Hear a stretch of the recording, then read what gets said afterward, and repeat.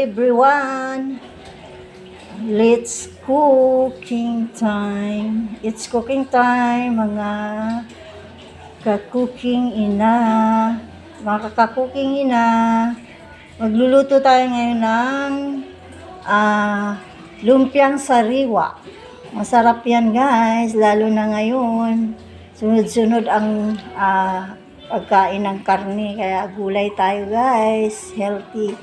So ang aking ingredients sa lumpiang sariwa ay dinurog na mani, dinurog na peanuts, kahit anong peanuts basta dinurog, then sibuyas bawang, maraming sibuyas bawang, and carrots and kamote, and singkamas, tatlong klase yan guys.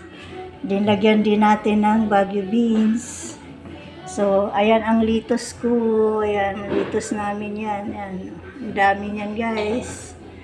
So, ayan guys, magluto tayo ngayon. Gagawa rin ako ng sauce ng lumpia sariwa. Medyo namis.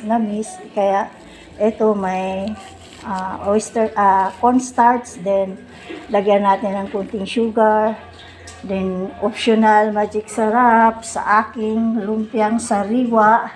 Then ayan guys, akin ang sinangkot sa ang aking karne na lagyan natin ng giniling guys, pwede naman.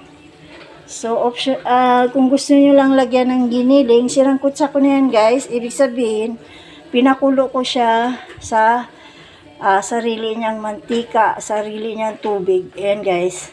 Pag kunting tuyo na lang yan, igisa ulit natin, igigisa na natin ang bawang sibuyas para sa aking lumpiang sariwa. So abangan po. Na po mga ka-cooking ina, ang aking ginisa na para sa lumpiang sariwa.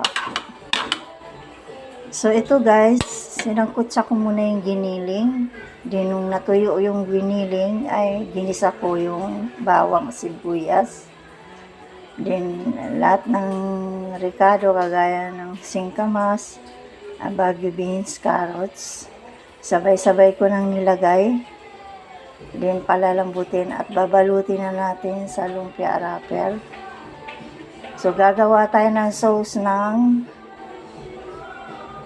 lumpiang sariwa.